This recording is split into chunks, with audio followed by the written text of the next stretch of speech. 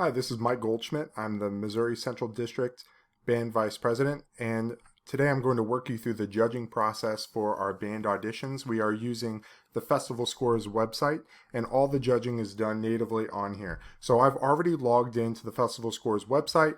You can also get this through an email that may have been sent from your administrator, but in this case I've just logged in as a band director. I can see all my tabs as normal. I'm going to go to the Audition Events, and I'm going to find which event I am judging. So this is an example that I've created just for this purpose. I can see the rubric that I will be using to judge with, and I can also see the judging tab below. You won't see that unless you are a judge. So I'm going to go ahead and click on the judging. I can also see that the uploads have already begun. Uploads end at this point. You typically would want to judge after the uploads end. I'm going to hit on that judging screen. I can see the ensemble I'm judging for.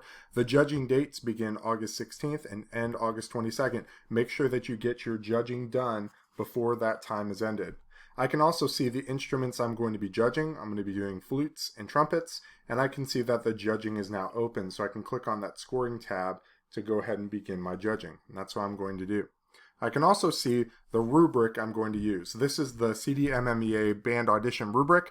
I took the exact rubric that we've used for paper auditions and uploaded to online. Now there are some limitations here. You're not able to have excerpt, tone, intonation, musicality, note accuracy, and rhythmic accuracy 3 separate times for 3 separate excerpts. So what I had to do was put them all together.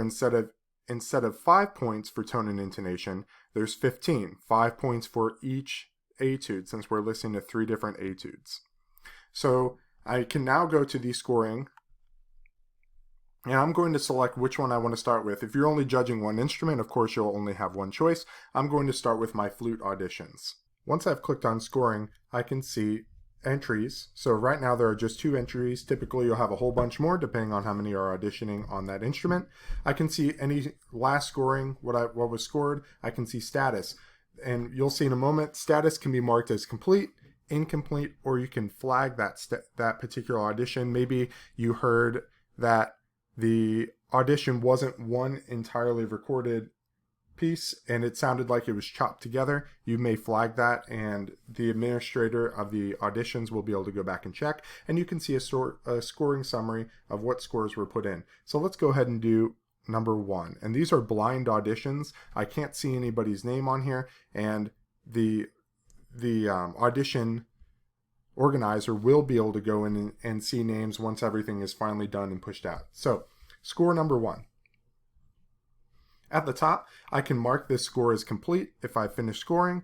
Incomplete is the default. It's not finished, and you can review it later. And then I can also flag this for review and put any comments. Maybe the audition wasn't complete, or it's felt like it was spliced together, and that could be reviewed if your rule is it has to be one uninterrupted take.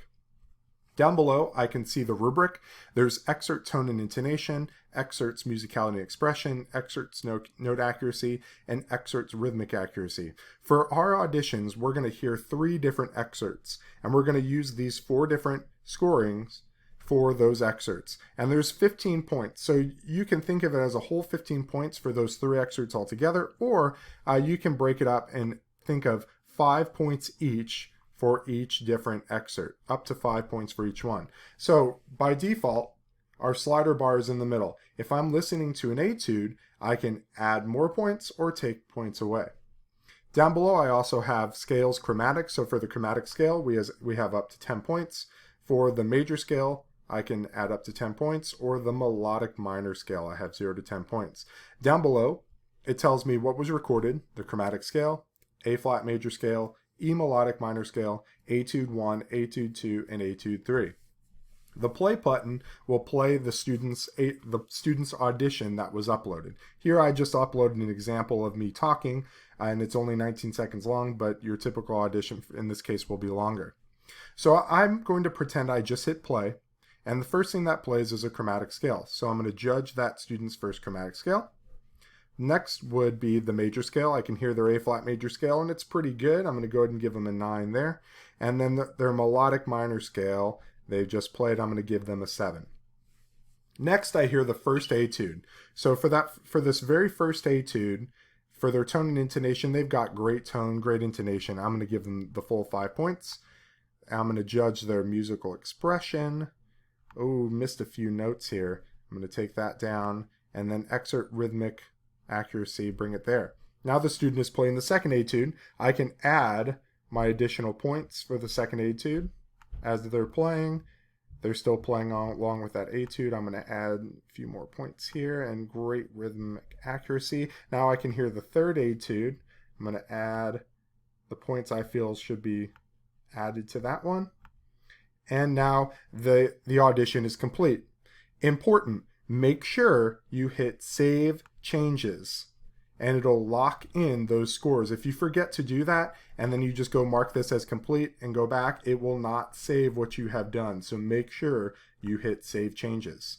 You can also hit the drop down bar to set a new value if you don't want to use the slider and you just want to give them 12 points total for their tone and intonation. You can just go over here as well. So I have saved this and I've marked this entry as complete. I'm going to return back to the screen with all the entries. So I can now see that I've scored this. It gives me a time and a check mark. It's complete. And then it also tells me the score that I've given and the total score. I'm going to go ahead to the second audition now. I'm going to scroll down and hit play. And I've heard their chromatic scale, major scale, and then their melodic minor scale. Now I'm going to listen to their first etude, and I can adjust the slider bar for the first etude. And for the second etude, I'm going to adjust accordingly. And for the third etude, I'm going to adjust my options accordingly. And now I am completed this audition. I'm going to hit Save Changes, and I need to go up to the top and mark this as complete and return to my category list. So here I have, I don't know why that didn't mark it as complete, but I can go back and double check. Okay, incomplete. There we go. Hit Save Changes. Everything is good. And there we go. My status, both statuses are green. I can see I have a score of 73 for the first student, and then my second student has a 51. Now I'm going to go back. I also have to judge my trumpet auditions. So I'm going to go into my first trumpet audition and scroll down, and I'm going to listen to the chromatic scale. I'm going to listen to my major scale and the melodic minor scale. Then I've listened to the etudes, and I'm just going to, oh my goodness, that etude didn't sound right. If I hear something that sounds strange, like it feels like they clip together, that etude, or something is missing entirely, then I can flag that as review, and I'm going to say recording sounded pieced together. And I've flagged that. I'm going to hit save on my changes.